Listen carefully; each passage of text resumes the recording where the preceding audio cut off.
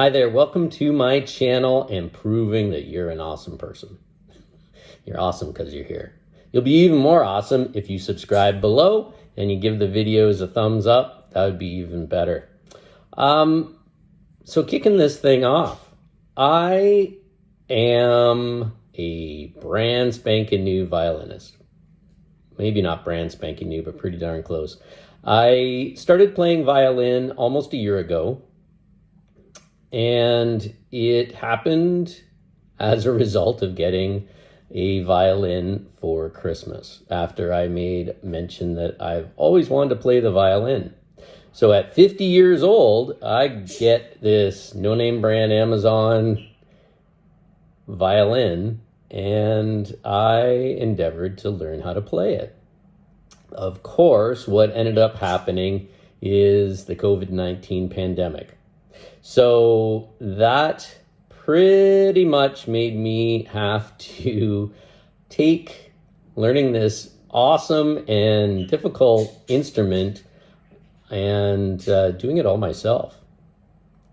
Well, maybe not all by myself.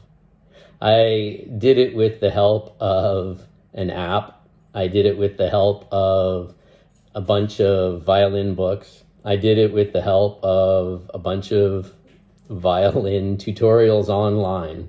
But at the end of the day, it was me doing the work and putting in the effort. And by effort, I'm talking about practicing every single day. And I'm really kind of grateful that we were in this pandemic for the only reason being that it's allowed me to really focus on playing the violin. Now, let me just back up and tell you a little bit about myself. So I have been a martial artist for over 40 years and a Zen Buddhist probably for that long, since I was a child. And you might ask yourself, well, what the heck does that have to do with violin? Actually, quite a bit.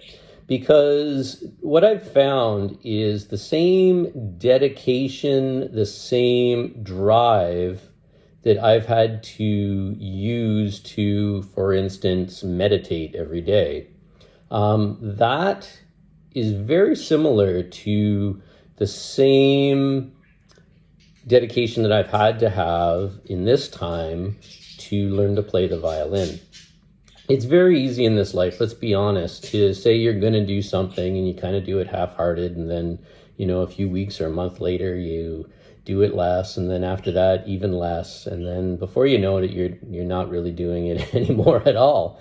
But this pandemic, it's given me the drive to really knuckle down and focus on something that is completely brand new to me. And now at, 51 years old, I can honestly say that, I play the violin.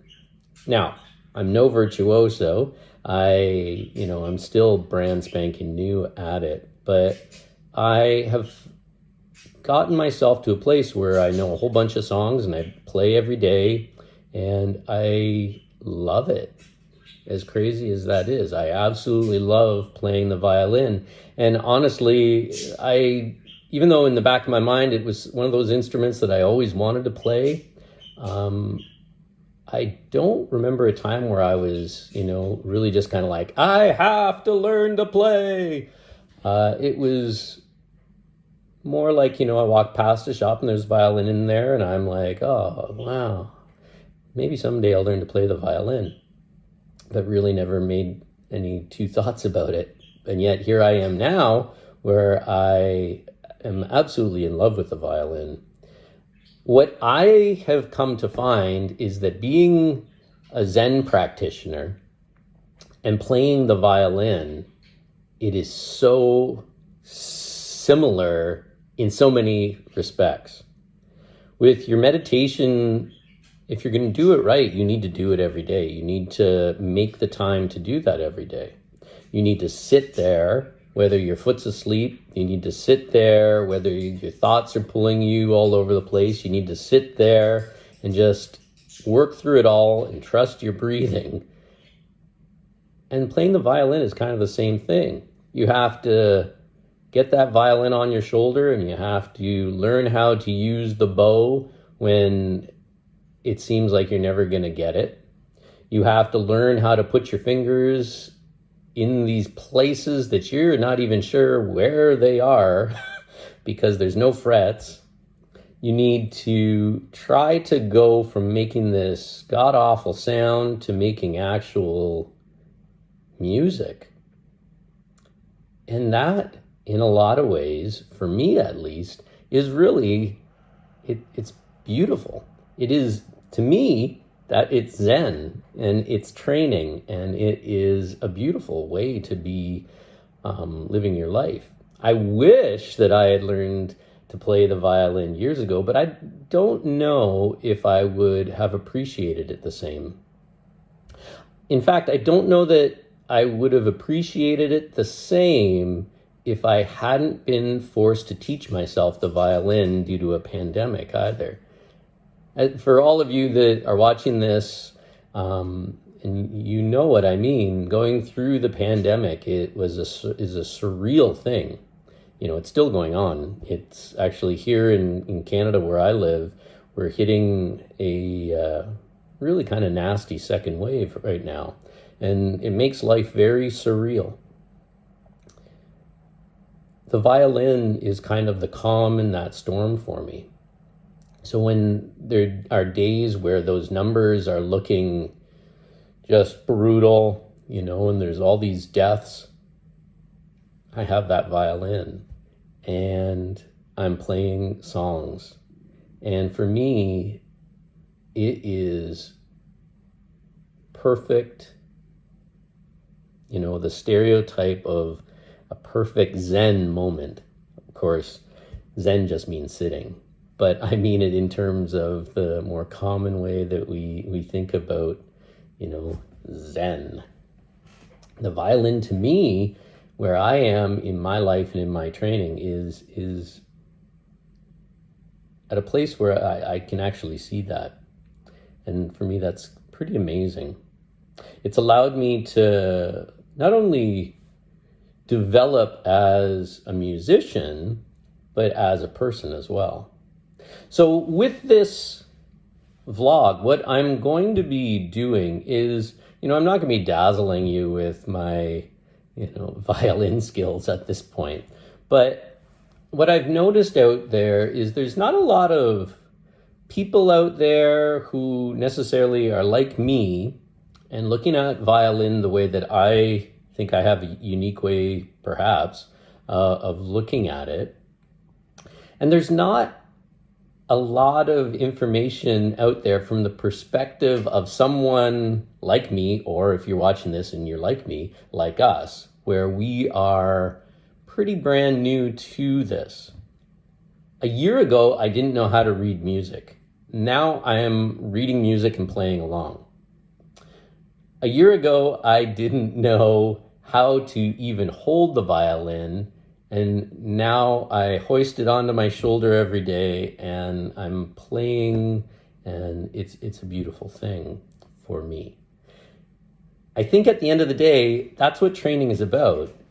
Whether it's Zen or your martial arts or whatever pursuit it is that you're doing, even if it is only the violin or some other instrument, it is about finding that space in time and just being there and putting in the effort, being honest with yourself, not judging, having a beginner's mind, learning to play slowly and to be slow, learning the value of doing something every day, learning the importance of practice and of repetition.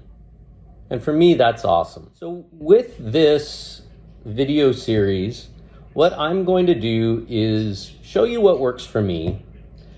You know, we're on a process together. If you're learning the violin like I am, especially in this time, you're going to be pretty much on your own. Yeah, there's some online stuff that can help you out. There's apps that can help you out. There's books that can help you out. But at the end of the day, it's going to be about you. It's going to be about you making the effort. It's about you putting in the time, and it's about you getting somewhere. So hopefully what we will get out of this is I'll get more insight into me and how I'm doing all the things that I'm doing. It will help me in my progress. And maybe together, you and I, as this goes on, will learn about ourselves a little bit more, learn about this instrument a little bit more, learn how to get better together. I am not a pro.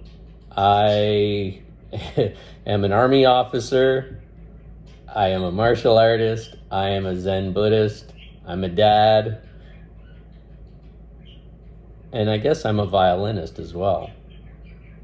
So what I hope to do is to be kind of a partner with you into the wilds of learning to play a violin, the things that I'm learning, and all of the little tricks that I pick up along the way, because hopefully it will help you out as well.